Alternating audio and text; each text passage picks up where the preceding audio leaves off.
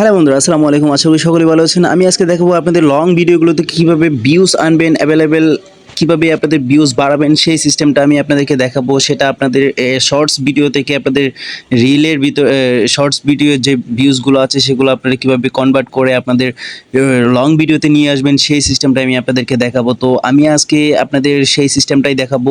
আপনারা এই ভিডিও দেখে আপনারা উপকৃত হবেন এবং এরকম আরও ভিডিও দেখতে চাইলে আমার চ্যানেলটি সাবস্ক্রাইব করবেন, লাইক কমেন্ট শেয়ার করবেন। ধন্যবাদ সবাইকে। তো এর জন্য আপনাকে যেটা করতে হবে সেটা হচ্ছে আপনি যখন কোনো লং ভিডিও তৈরি করবেন তখন সেটাকে কাটসাট করে 60 সেকেন্ডের একটা ভিডিও তৈরি করবেন। ওই রিলেটেডেরই ওই ভিডিওটাকেই কাটসাট করে 60 সেকেন্ডের একটা ভিডিও তৈরি করবেন। তো সেটা কি করবেন, সেটা করার সময় প্রথমত আপনাকে যেটা করতে হবে সেটা হচ্ছে আপনি লং ভিডিওটা আপলোড করবেন। লং ভিডিওটা সম্পূর্ণরূপে টাইটেল সব কিছু দিয়ে আপনারা লং ভিডিও আপলোড করবেন। আপলোড করার পর আপনারা যেটা করবেন, শর্টসে গিয়ে শর্টস আপলোড করবেন।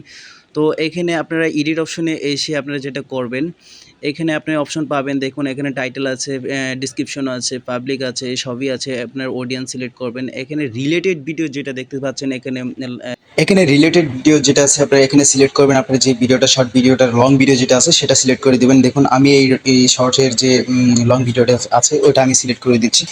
তো এখান থেকে যত ভিউজ আসবে সবগুলাই হচ্ছে এখান থেকে ডাইভার্ট হয়ে এখানে আসবে। এই লং ভিডিওগুলো ভিউজ চলে আসবে। তো আপনারা যদি এই সিস্টেমে আপনারা ভিডিওগুলো সেটিংস রিলেটেড ভিডিওতে আপনারা যদি লং ভিডিওটা সিলেক্ট করে দেন, লং ভিডিওর যে এই একই রিলেটেড ভিডিওটা যদি আপনি সিলেক্ট করেন তাহলে ভিউজ অনেকটা বাড়ার সম্ভাবনা থাকে। তো আপনারা এই সিস্টেমে আপনারা ভিউজ আনতে পারবেন।